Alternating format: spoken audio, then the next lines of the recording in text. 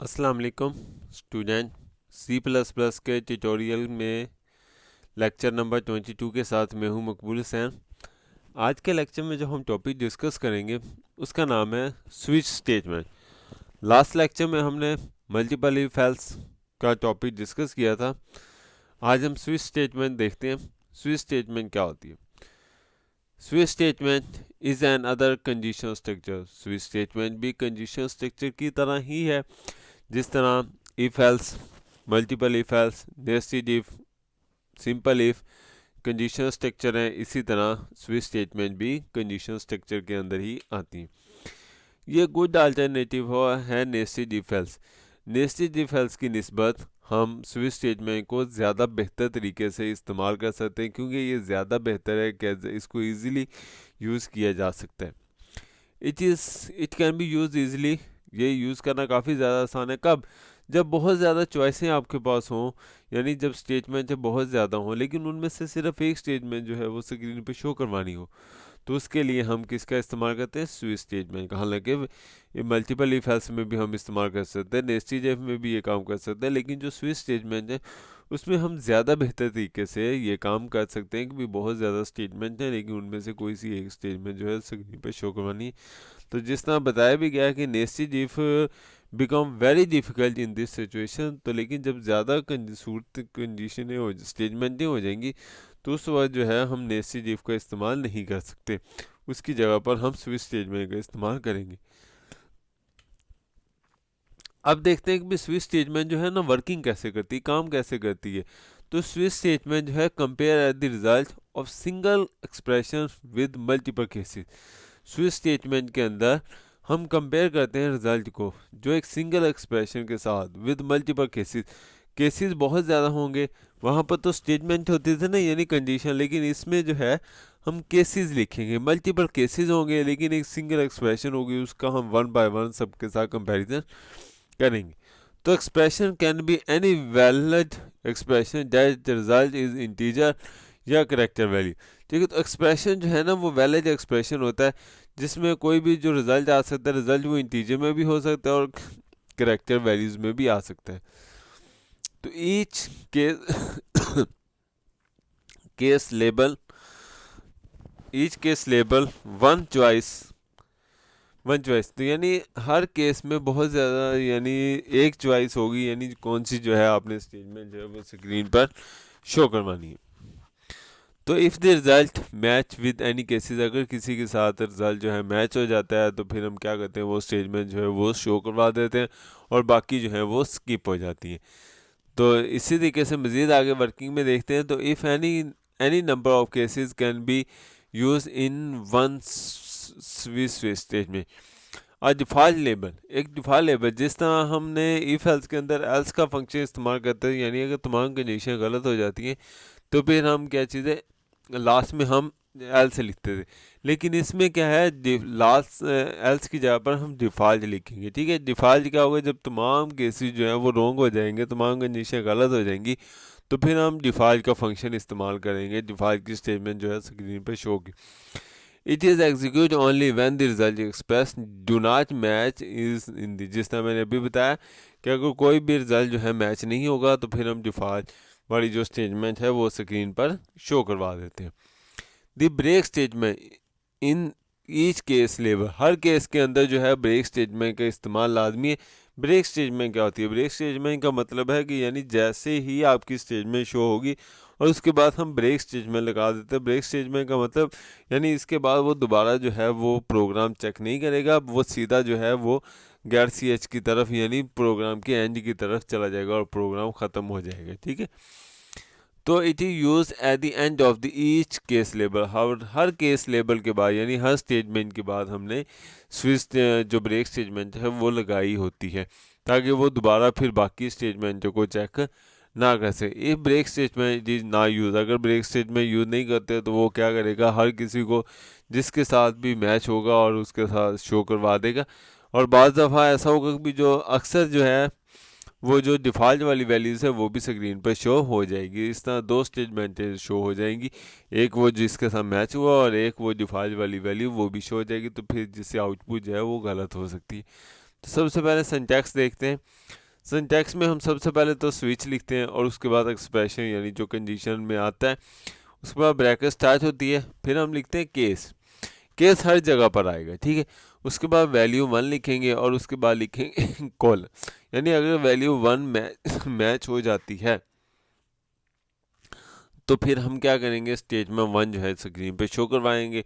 और स्क्रीन पर शो करवाने के बाद हमने की ब्रेक का कीवर्ड लिखा है, इसका मतलब क्या चीज़ है, प्रोग्राम एग्जिट हो जाएगा, ठीक है। और उसके बाद लेकिन अगर ऐसा नहीं होता, ठीक है, केस 1 जो है वो मैच नहीं करता, तो फिर हम केस 2 की तरफ मूव करेंगे, फिर स्टेटमेंट 2 शो करवाएंगे और उसके बाद हम ब्रेक लगा देंगे। लेकिन अगर ऐसा भी नहीं होता तो इसी तरह सोन चलते जाएंगे, केस 3 आएगा, स्टेटमेंट 3 आएगी, ब्रेक आएगा, इस तरह सोन, ठीक है। केस वैल्यू n आएगी, स्टेटमेंट शो होगी और उसके बाद ब्रेक लगेगा। लेकिन अगर ऐसा नहीं होता, सारी कंडीशनें गलत हो रही हैं, तमाम केस गलत हो जाते हैं, तो फिर हम क्या करेंगे, डिफ़ॉल्ट की वैल्यू जो है वो शो करवाएंगे और उसके बाद जो है वो प्रोग्राम इसमें लिखा नहीं गया तो उसमें हम क्या करेंगे, डिफ़ॉल्ट लिखेंगे और उसके बाद जो स्टेटमेंट है वो शो करवा देंगे, ठीक है। जिस तरीके से यहाँ पर सिंटैक्स में बताया गया है, जिस तरह आपको नज़र आया, सबसे पहले स्विच एक्सप्रेशन है, उसके बाद केस एक्सप्रेशन कंडीशन 1 है। अगर कंडीशन 1 सही हो जाती है तो फिर हम स्टेटमेंट शो करवाएंगे और उसके बाद सीधा नीचे आएंगे और लास्ट में अगर कोई स्टेटमेंट होगी तो वो शो हो जाएगी, वरना प्रोग्राम एंड हो जाएगा। इसके अलावा अगर कंडीशन 1 जो है, केस 1 जो है गलत हो जाता है तो फिर हम आते हैं केस 2 पर। केस 2 अगर सही है तो स्टेटमेंट 2 चलेगी और उसके बाद हम ब्रेक का फंक्शन इस्तेमाल करते हुए सीधा प्रोग्राम जो है ना वो एंड पर ले जाएंगे और प्रोग्राम टर्मिनेट कर देंगे। लेकिन अगर कोई स्टेटमेंट वहाँ है तो वो शो हो जाएगी। इसी तरीके से सोन चलते चले जाएंगे और अगर केस एंड लास्ट वाला जो केस है उसको चेक करेंगे, अगर वो भी सही हो जाता है, अगर तो वो सही होता है तो हम कंजी स्टेज में शो करवा कर प्रोग्राम एंड कर देंगे। लेकिन अगर लास्ट वाला केस भी गलत होता है, ठीक है, तो फिर हम कहाँ आएंगे, डिफ़ॉल्ट पर, और उसके बाद डिफ़ॉल्ट वाली स्टेज में शो करवाएंगे और प्रोग्राम के एंडिंग पॉइंट पर चले जाएंगे। लेकिन आपने देखा इसमें से कोई एक स्टेटमेंट जो है वो स्क्रीन पर शो होगी, बाकी कोई भी स्टेटमेंट जो है वो स्क्रीन पर शो नहीं होती, ठीक है जी। अब हम एक प्रोग्राम देखते हैं। प्रोग्राम आपके सामने स्क्रीन पर मौजूद है। प्रोग्राम में बताया गया है कि हम ना यूज़र से एक नंबर लेते हैं और नंबर लेकर हम बताते हैं, यानी यूज़र से हम कहते हैं कि भी आप हफ्ते का कोई भी नंबर एंटर करें और हम जो है वो स्क्रीन पर आपको शो करवाएंगे कि भी ये कौन सा दिन है। मिसाल के तौर पर अगर हम फ़र्ज़ करते हैं कि पहला दिन जो है वो जुम्मा है, फ्राइडे है, ठीक है, तो जैसे ही वो 1 लिखता है तो फ्राइडे शो हो जाएगा, 2 लिखता है तो सैटरडे शो होगा, 3 लिखता है तो क्या चीज़ है, हमारा संडे शो होगा, ठीक है जी। तो प्रोग्राम बनाते हैं। प्रोग्राम बनाने के लिए हमें सबसे पहले एक सॉफ्टवेयर ओपन करना पड़ेगा जिसे C++ का नाम दिया जाता है। तो इसमें हम सबसे पहले तो ब्रैकेट हैश include इन हैश इंक्लूड और उसके बाद हेडर फाइल लिखते हैं IOSTRE, ठीक है जी। अब हम इसके बाद यूजिंग नेम स्पेस STD, ठीक है जी, ये हमने हेडर फाइल लिख दी। उसके बाद हम लिखते हैं वाइड और उसके बाद ब्रैकेट स्टार्ट कर दें, ठीक है जी। अब हम लिखाते हैं करली ब्रैकेट। करली ब्रैकेट्स के अंदर अब हमने क्या लेना है, तो सबसे पहले तो हम लिखते हैं जी, यानी जो चीज़ शो करवानी है, तो हमने इंट n नंबर लेना है, तो n लिख देते हैं और उसके बाद हम यूज़र से वैल्यू मांगते हैं सी आउट, यानी उससे नंबर मांगे ताकि वो वीकेंड का डे बता सके। तो हम कर डबल कोटेशन के अंदर लिखते हैं एंटर आ वीकेंड डे, ठीक है जी। और उसके बाद सीन के अंदर हम एन का नंबर वेरिएबल दे दें, ठीक है जी। तो इससे क्या होगा, एन जो है वो प्रोग्राम में यानी वैल्यू जो होगी वो एन के अंदर। अब हम लगाते हैं कंडीशन। कंडीशन क्या थी हमारे पास, स्विच SWITCH स्विच लिखा और उसके बाद हमने एक्सप्रेशन एन जो है वो लिख दी, ठीक है जी। एक्सप्रेशन के अंदर क्या आएगा, एन। अब इसकी अपनी करली ब्रैकेट्स है, तो करली ब्रैकेट्स हमने स्टार्ट कर दी। अब हम क्या करते हैं, तो इसमें हम लिखते हैं, ठीक है, यानी कंडीशन तो लग गई। तो अगर तो हम लिखते हैं सबसे पहले केस, ठीक है जी, केस 1, ठीक है। अगर तो 1 के साथ मैच होता है, ठीक है। और यहाँ पर क्या लगाना है, कॉलन, ठीक है। अगर 1 के साथ मैच होता है तो फिर हम क्या शो करवाएंगे, cout less than double quotation के अंदर। फर्ज करें हम पहला दिन जो है मंडे लगते हैं, ठीक है जी। जो आप मर्जी आप दिन रख रहे हैं, MON मंडे रखा, उसके बाद सेमीकोलन लगा दी, उसके बाद हमने ब्रेक जॉब का जो कीवर्ड है वो लगा दी, ठीक है। ये हमारा एक केस जो है वो मुकम्मल हो चुका है। इसी तरह हमने तमाम केस लिखने हैं, तो हम ऐसा करते हैं, इसको कॉपी कर लेते हैं ताकि हमें लिखने में आसानी रहे।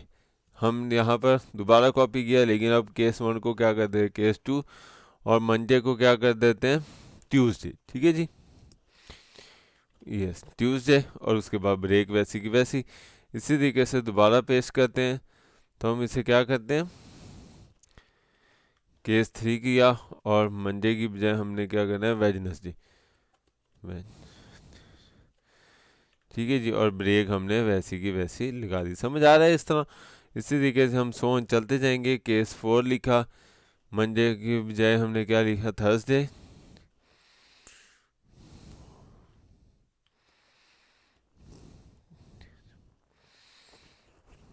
जी। आगे हम लिखते हैं, दोबारा फिर पेस्ट किया, उसके बाद केस 5, और उसके बाद मंडे की जगह पर हमने क्या लिख देना, फ्राइडे, ठीक है जी। तो बड़ा आसान सा प्रोग्राम है। देखिए बार बार हम सिर्फ वही कॉपी पेस्ट करते जा रहे हैं। केस 6 हो गया, केस 6 में हमने क्या करना है, सैटरडे, ठीक है जी, सैटरडे लिखा, उसके बाद ब्रेक लगा दी, उसके बाद हमने फिर क्या दोबारा फिर लगाया, और केस 7 लिखा, और लास्ट में हमने क्या लिख दिया, संडे, ठीक है जी, ठीक है। और अगर ये देखें, अगर ऐसा नहीं है, ठीक है, मिसाल के तौर पर ब्रेक लग गई लेकिन इसमें भी नहीं है, तो फिर हम क्या करते हैं, तो हम लास्ट में हम क्या शो करवाएंगे, डिफॉल्ट लिखते हैं,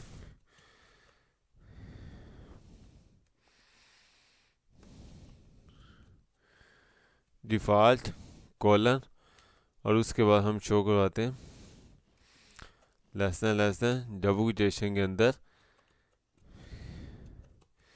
इनवैलिड नंबर, यानी अगर फर्ज करो वो 9 दे देता है, 10 दे देता है, तो फिर हम क्या शो करवाएंगे, डिफॉल्ट नंबर, और उसके बाद स्टेटमेंट जो है वो ब्रैकेट बंद। अब हम फाइल को क्या करते हैं, सेव करते हैं। फाइल को सेव करते हैं, तो हम किसी भी नाम से, मिसाल के तौर पर TCH स्विच के नाम से सेव करते हैं। अब हम क्या करते हैं, ये देखो प्रोग्राम से आपको समझ आ चुका होगा। अब हम प्रोग्राम को कंपाइल करते हैं। तो प्रोग्राम को कंपाइल किया, प्रोग्राम में किसी किस्म की कोई गलती नहीं। अब हम क्या करते हैं, इसको रन करते हैं। तो रन करते हैं तो आपसे नंबर पूछता है, तो मैं नंबर लिख देता हूँ, फर्स्ट करो 1, तो 1 लिखता हूँ, तो ये देखो आपके सामने क्या आ गया, मंडे, ठीक है जी। तो इसी तरीके से अगर हम लिख देते हैं 3, तो 3 में क्या आएगा, 3 में आपके पास वेडनेसडे, ठीक है। और इसी तरीके से अगर हम लिख देते हैं 8, तो फिर क्या होगा, यानी वो इनवैलिड शो हो रहा है, क्योंकि वो डिफॉल्ट की स्पेलिंग जो है वो गलत है। मैं इसको सेट करता हूँ, DEFAULT, ठीक है। तो ये देखिए साइन चेंज हो गया। अब हम दोबारा इसको कंपाइल करते हैं, तो कंपाइल किया, नो एरर। अब हम रन करते हैं, तो मिसाल के तौर पर हम लिखते हैं 8, तो ये देखें 8 लिखे है, तो क्या आ गया, इनवैलिड नंबर, ठीक है जी। इसी तरीके से हम कोई भी नंबर लिख सकते हैं। मिसाल के तौर पर रन किया तो 5 लिखते हैं, तो ये देखिए आपके पास सामने फ्राइडे आ गया, ठीक है जी। उम्मीद है आपको ये वाला प्रोग्राम आसानी के साथ समझ आ चुका होगा। किसी भी टॉपिक की आपको आज के लेक्चर में समझ ना आई हो, तो हम मुझसे इस ईमेल एड्रेस पर, ये जो मेरा यूट्यूब का चैनल है कंप्यूटर ट्यूटोरियल हब, इस पर कमेंट्स करके पूछ सकते हैं। अपना ख्याल रखिएगा। अल्लाह हाफिज़, फी अमान।